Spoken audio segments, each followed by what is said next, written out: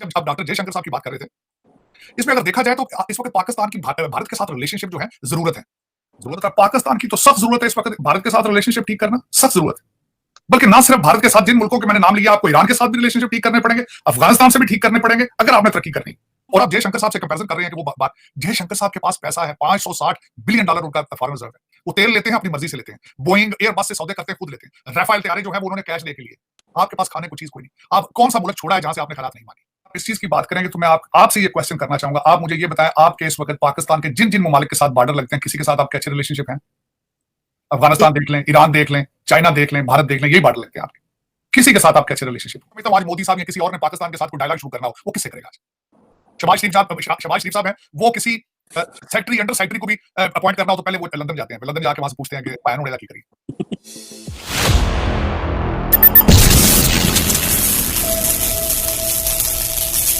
Country की कोई direction होती तो हम इस पॉइंट पे ना पहुंचते। हमारे we are directionless people, we are hopeless, directionless, faithless, we are, मैं क्या कहूं, हमारे इस वक्त आपका सबसे बड़ा इशू जो है वो आपका इखलाकी मसला है। आप इखलाकियात को बिल्कुल, क्योंकि देखें, जब अखलाकियात ही नहीं तो आप नेशनलिज्म कहां से आएगा? जब अखलाकियात ही नहीं तो वो आप मोरालिटी का इशू है इस वक्त सबसे बड़ा। और देखा जाए, अगर जितनी मेहनत से हमने मांगने आते हैं, अगर इतनी मेहनत से हम एक्सपोर्ट बढ़ाना शुरू कर दें, अगर इतनी मेहनत से हम कोशिश करें कि यार हमने अपने पांव पे खड़ा होना, तो बांग्लादेश भी तो खड़ा हो गया अपने पांव के ऊपर। चाइना भाग भाग के जाते हैं केक बैक लेने, कमीशनें लेने, 50 साल में देखिए वो कहां चला गया। लेकिन हकीकत मसला इस वक्त हर पाकिस्तानी को मसले का पता है, क्योंकि हर पाकिस्तानी के हाथ के अंदर स्मार्टफोन है। हर पाकिस्तानी को पता है कि ये सारे फ्रॉडी हैं, ये लूट रहे हैं, ये खा पी रहे हैं। रोजाना खबरें आती हैं, एंकर निकाल निकाल के स्टोरियां बताते हैं कि फला ये खा गया, फला ये खा गया, इतने ठेके ले गए, ये कर गया, वो कर गया। लेकिन ये कि अब इस वक्त मेरे ख्याल में वी हैव बिकम इम्यून। हम ये रिश्वत को हमने अपने कल्चर का हिस्सा बना लिया, करप्शन को कल्चर का हिस्सा बना लिया, और मुल्क को खाना, तबाह करना, फ्रॉड, ये this is what has gone into our in our bone marrow, in our blood now. अब असल में कोई हम ऐसे लोग हैं, हम किसी बड़े हादसे का इंतजार कर रहे हैं ताकि आके वो शेकअप करे पाकिस्तान को। And that's what we are expecting. आप डॉक्टर जयशंकर साहब की बात कर रहे थे, इसमें अगर देखा जाए तो इस वक्त पाकिस्तान की भारत के साथ रिलेशनशिप जो है जरूरत है।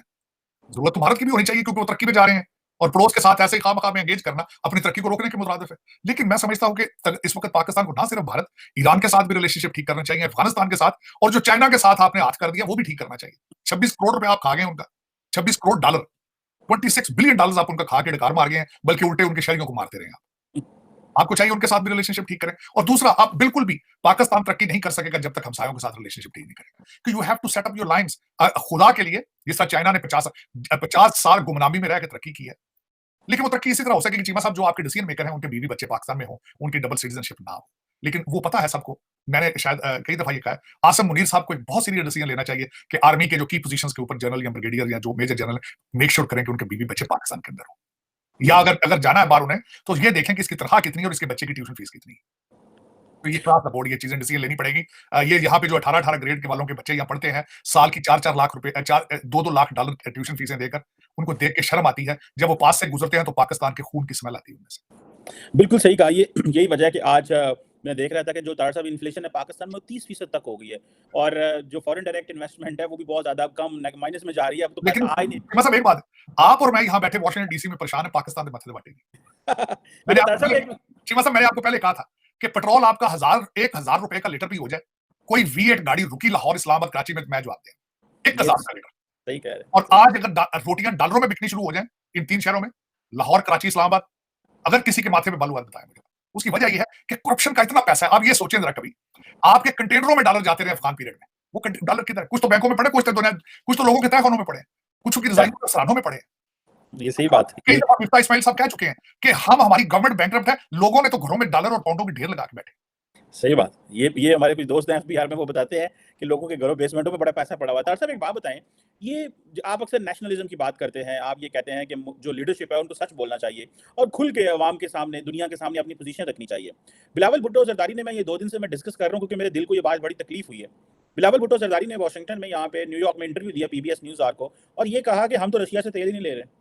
और जबकि और उन्होंने कहा ना, हमारी कोई डिस्कशन अंडर कंसिडरेशन ही नहीं है कि हम तेल ले रहे हैं। और दूसरी तरफ वो जो मिनिस्टर फॉर पेट्रोलियम है वो कह रहे हैं जनवरी में टीम आ रही है। तार साहब, उधर डॉक्टर जयशंकर को देखें, डॉक्टर जयशंकर पूरी दुनिया में जाकर डिफेंड कर रहा है कि हाँ मैं तेल ले रहा हूँ, जो कर रहा है कर लो। वो कह रहा है हाँ इंडिया तेल लेगा, मेरे लिए सबसे पहले जो है वो इंडिया की अवाम है, हमने फैसला इंडिया की अवाम को देख के करना है, हमने फैसला आपको देख के किसी और को देख के नहीं करना। क्या वजह है कि डॉक्टर जयशंकर ताड़ साहब तड़ी लगा सकता है और हमारा फॉरेन मिनिस्टर जो है अमेरिका में आके, जिस तरह आप कह रहे थे 35वां 36वां मुल्क है उनका, वो तो जैसे ना इंटरनेशनल हॉलीडेज पे निकले हुए हैं, 5 स्टार हॉलीडेज पे।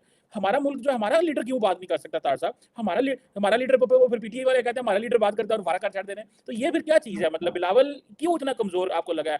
जो है इंडिया पे चढ़ाई की है और अमेरिका के सामने आके क्या जी खामोश हो गए इधर? दरहकीकत इसको समझने के लिए बिलावल भुट्टो साहब का ये जो स्टेटमेंट है, इसको समझने के लिए सिर्फ एक बात की जरूरत है कि बिलावल भुट्टो साहब यहाँ लेने क्या आए। बिलावल भुट्टो साहब यहाँ अपने पीआर ट्रिप के ऊपर आए। बिलावल भुट्टो साहब अपनी वालदा के रिलेशनशिप जो है उनको दोबारा ताज़ा करने आए हैं। अमेरिकन्स को बताने आए हैं कि अगर मुझे आप सपोर्ट करें to become a prime minister, I will give you everything. और उसी के अगर तनाज़र से देखा जाए तो यहाँ बैठ के उन्होंने तो सिर्फ कही है रशिया से तेल नहीं लेंगे। हो सकता है अभी कुछ दिन और यहाँ बैठ के रशिया को 2-4 गालियां भी निकाल दें जाते थे। क्योंकि वो और बिलावल भुट्टो साहब ठीक है, चाइना को रशिया को गालियां देके यहाँ से जाएंगे पाकिस्तान से। और दूसरा आप जयशंकर साहब से कंपैरिजन कर रहे हैं कि वो बात, जयशंकर साहब के पास पैसा है, $560 बिलियन उनका फॉरेन रिजर्व है। वो तेल लेते हैं, अपनी मर्जी से लेते हैं। बोइंग एयरबस से सौदे करते हैं, खुद लेते हैं। राफेल तैयारे जो है वो उन्होंने कैश दे के लिए। आपके पास खाने को चीज कोई नहीं। आप कौन सा मुल्क छोड़ा है जहां से आपने खैरात नहीं मांगी? कौन सा मुल्क ऐसा छोड़ा? और हर मुल्क को पता है कि जो कुछ हम यहां से देते हैं वो पाकिस्तान नहीं पहुंचता, वो अपनी असली जगह पे नहीं पहुंचता। अब हर आदमी को पता है। मुझे अगले दिन किसी ने पूछा ताड़ साहब कि आप ये बताएं कि पाकिस्तान का नाम आए, जिस तरह हर एक मुल्क, इंडिया का आजकल नाम आए तो कहते हैं जी आईटी बड़ी ग्रेट। पाकिस्तान का नाम आए तो क्या आता है? मैं कहा आज से 10 साल पहले दहशतगर्दी, आज खैरात। कि आज आपको पाकिस्तान का नाम लें तो वो कहते हैं कि रोग state, a fail state, next to Sri Lanka. This is what is your repute in the capitals of the world. तो आपको बिल्कुल बिलावल भुट्टो साहब को मेरे ख्याल में वो पूछने वाला जो कोई नहीं, 9 दिन के लिए आए हैं, चाहे 9 महीने यहाँ बैठे हैं, क्या फर्क पड़ता है? क्या फर्क पड़ता है? कोई आपको पूछने वाला हो तो तब तो है ना।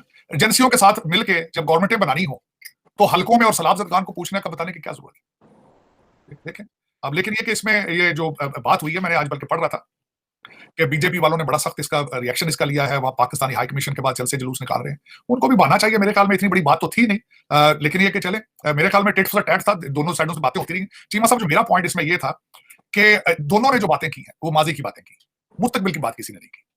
किसी ने ये नहीं बताया कि what is way forward, what is the way forward, हम कहां तक जाएंगे। देखिए ना, जयशंकर साहब भी तैयारी करके आए थे, वो बॉम्बे अटैक्स की नर्स एक साथ लेकर आए थे। आज वो भी खबरों में लगी पड़ी है, उसने भी आके यहाँ पे टेस्टिफाई भी किया है। उसके बाद उन्होंने सारा एक पूरा प्लान बनाकर आए थे जयशंकर साहब, तो ठीक किया उन्होंने कि पाकिस्तान को दहशतगर्द कंट्री बना के दुनिया के सामने रखा जाए। उन पूरी तैयारी थी। मेरे ख्याल में India is a regional power. मेरी नजर में doctor Jaishankar was very mature person, very mature diplomat. इस चीज की बात करेंगे तो मैं आपसे ये क्वेश्चन करना चाहूंगा। आप मुझे ये बताएं, आपके इस वक्त पाकिस्तान के जिन जिन ममालिक के साथ बॉर्डर लगते हैं, किसी के साथ आपके अच्छे रिलेशनशिप हैं? अफगानिस्तान देख लें, ईरान देख लें, चाइना देख लें, भारत देख लें, यही बॉर्डर लगते हैं आपके। किसी के साथ आपके अच्छे रिलेशनशिप? वो तो भुट्टो साहब ने जो फाड़ा किया, जो करा, वो तो चलो ड्रामाबाजी थी। भुट्टो साहब की बात करना, 60 इसके हवाले से बात करना चाहूंगा आपकी, खासकर बांग्लादेश के हवाले से। लोग कह देते हैं याह्या खान ने किया, ठीक है, याह्या खान ने भी किया होगा। अब मैं उसके बारे में बताना चाहता हूँ कि थोड़ी सी जो मैं नई इंकशाफात थे, इनके नाना के बारे में बात करना चाहूंगा, बिलावल भुट्टो साहब के। मैं जो मेरे लिए सबसे बड़ी बात ये थी कि 54% पॉपुलेशन बंगाली थे। सबसे पहले आपने उनकी जबान खत्म की, आपने कहा उर्दू पढ़ो आप। एक दूसरा, आपने सबसे बड़ी बात आपने ये की कि उनका तरक्याती बजट 4 करोड़ था, हमारे सिर्फ पंजाब का तरक्याती बजट जो है 5 करोड़ था। 169 सीटों में से 160 सीटें मुजीबुर रहमान जीते जब बांग्लादेश से, तो याह्या खान ने कहा था कि अगला नेशनल असेंबली का इजलास जो है बांग्ला ढाका में होगा। तो इनके बिलावल के नाना ने कहा था कि जो मेरा एमएनए वहां जाएगा उसकी मिठांगे तोड़। तो फिर आप आज पूछते हैं कि माजी की मैं बता रहा हूं बात आज, और आज की बात बता रहा हूं। आज बिलावल भुट्टो साहब जो है वो मेरे छोटा सा क्वेश्चन ये है, 4 करोड़ लोग इन्हीं के सूबे के, सिंध के, खुले आसमान के नीचे बीमारियों से मर रहे हैं, वाटर बॉर्न डिजीज से। खाने के लिए उनके पास कुछ नहीं। मुल्क बैंकरप्सी के सर पे पहुंचा है। वो अपनी टीम लेके, अपने जहाज लेके 9 दिन के लिए वाशिंगटन डीसी में बैठे हैं। आपका क्या ख्याल है? This is right decision? This is right decision? और वो चले, जो उनकी स्टेटमेंट है उन्होंने देनी, वो किसी अपने टारगेट पे होंगे। वो तो टेट फॉर टैट दोनों साइडों से चल रहा है। जो कुछ भी कर रहे हैं, जो मेरा मकसद है वो अल्टीमेटली, अगर आप मुझे ये बताया, इनका अगर बयानिया जो था डॉक्टर जयशंकर या इंडिया के बारे में ये था, तो उन्होंने तो अपने पेट्रोलियम मिनिस्टर के खिलाफ भी बात कर दी। तो ये दिस इज हाउ मेरी समझ से ये बाहर है।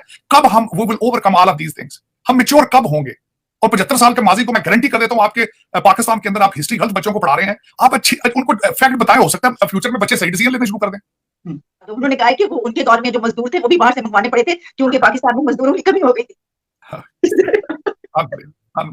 मुझे इस बात पे जो है बड़ी मुश्किल से मैं हंसी रोक पाई थी उस वक्त भी और अभी भी। अच्छा सारी सब चले, ये जो आपने बात की ना, देखिए अभी जो मैंने भुट्टो साहब की बात की, तो हम तो भुट्टो साहब की बहुत सारी चीजों की तो हम तो बहुत ज्यादा उनको सपोर्ट करते हैं, यानी जो वो उनकी था एक वो अलग बात है। लेकिन कुछ ऐसे फैसले हुए जो कि गलत थे। तो मैं सिर्फ ये कहना चाह रही थी, उस पर मैं आपसे आखिरी जो है वो कमेंट चाहूंगी कि बिलावल भुट्टो ने जो बात की, अगर वो ये चाहते थे कि भाई उस तरफ से दहशतगर्दी कि हमें दोबारा से अटैक किया गया है, उनको बुरा लगा था, तो बात हो सकती थी, लेकिन किसी और अंदाज में भी हो सकती थी, यानी ये कि जिससे आपके मुल्क को भी फायदा हो। अब तो ये हुआ ना सारी साहब कि दोनों कंट्रीज के ताल्लुकात इस नहज पर पहुंच गए कि वहां पे एहतजाज हो रहे पूरे मुल्क में, और यहाँ पर प्रेस कॉन्फ्रेंस कॉन्फ्रेंसेस करके कहा जा रहा है कि ठीक है, ओके, हमने सही कहा है। तो ये मतलब इससे क्या हमें मिलेगा?